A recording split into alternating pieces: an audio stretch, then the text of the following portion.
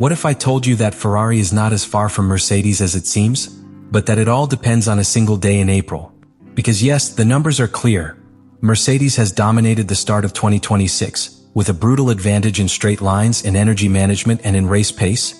But what almost no one is seeing is that Ferrari has been silently preparing a package of updates that could change absolutely everything at once. We are not talking about a simple improvement. We are talking about a strategic redesign, accumulated, delayed, and concentrated in a single key moment. A moment where if it works, Ferrari can go from pursuer to real threat in a matter of days. But here comes the big question. Are these updates really enough to cut a disadvantage of up to 20 horsepower and compete head-to-head with Mercedes? Or are we facing another failed attempt that would confirm that the distance is insurmountable? Because what Ferrari is going to test in April is not just another evolution. It is literally its last big bet to change the season. Ferrari has reached this point in the 2026 season with a feeling that mixes frustration and internal conviction. Because while the results reflect a clear inferiority compared to Mercedes, within the team there is a completely different reading of the situation. And this is key to understanding why the April updates are not a simple evolutionary step, but a direct response to a very specific problem that they have identified since the first race. Because if one is left alone with the numbers, the outlook seems worrying.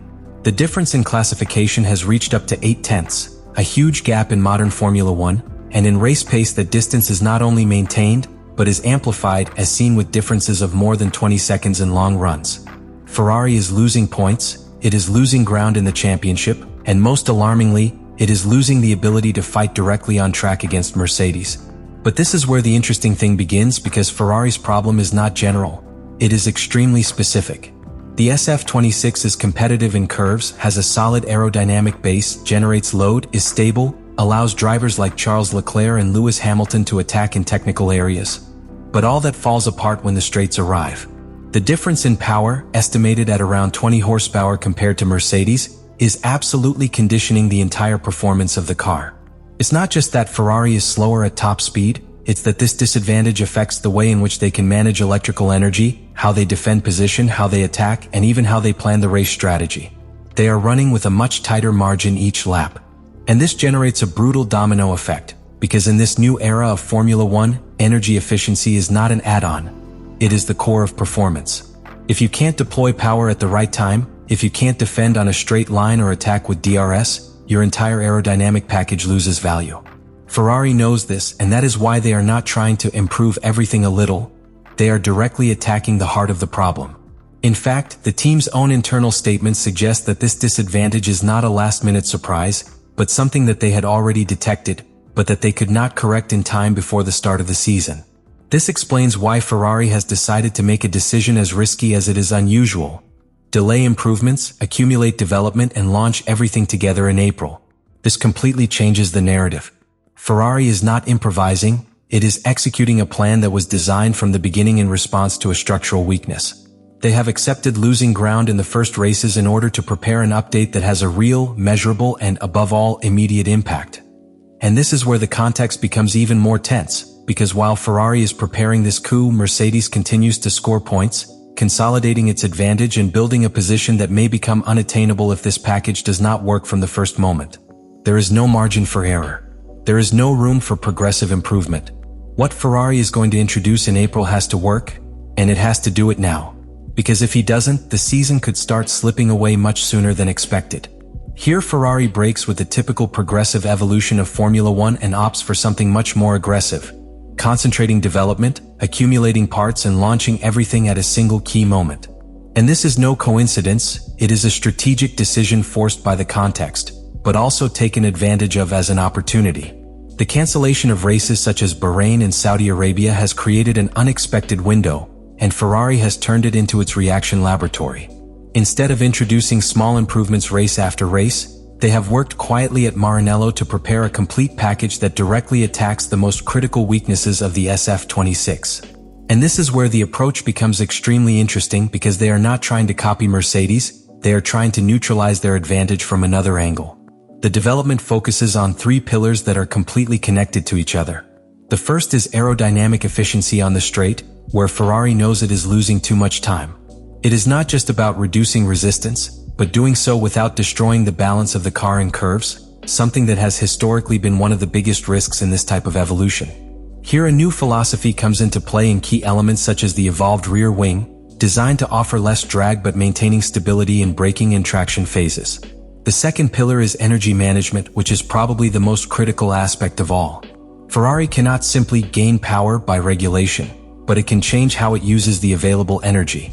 This involves adjustments in the delivery of the hybrid system, optimization of electrical deployment, and better synchronization between the thermal engine and ERS. In other words, they seek to be more efficient, not necessarily more powerful, but in current Formula One that can be equivalent to gaining tenths on each straight. And the third pillar, which connects all of the above, is the correlation between simulation and track. Ferrari needs to make sure that what they have developed in the factory works exactly the same when the car hits the asphalt. And that is why April 22nd at Monza is not a simple test. It is the most important validation point of the entire project. Autodromo Nazionale Monza becomes the perfect setting for this test because it represents the worst possible scenario for Ferrari. Long straights, strong braking, maximum demand for energy efficiency. If the car works here, it will work at any circuit where Mercedes has been dominant.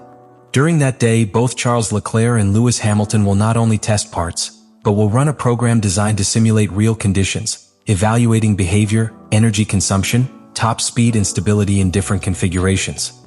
Each lap will be a direct validation of months of development. And this is where the tension reaches its highest point, because Ferrari doesn't get a second chance. This package is not designed to evolve little by little. It is designed to impact from the first moment.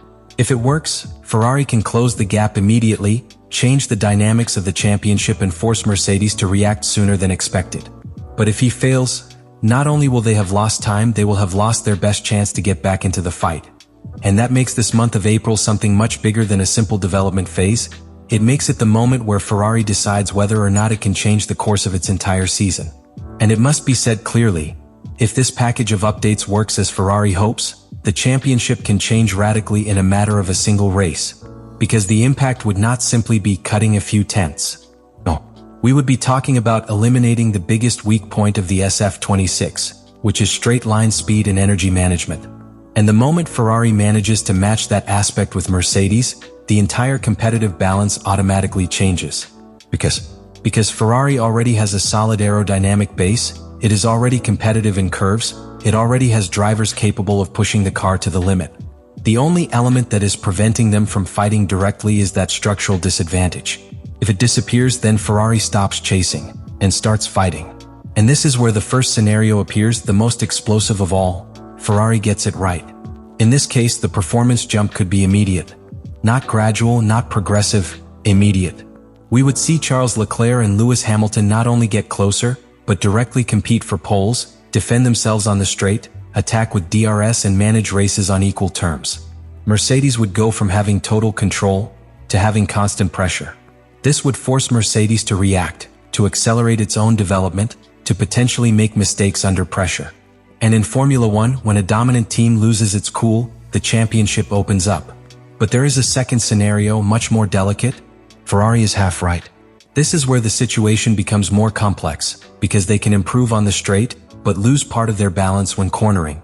They can gain top speed, but compromise degradation, stability or consistency in long runs.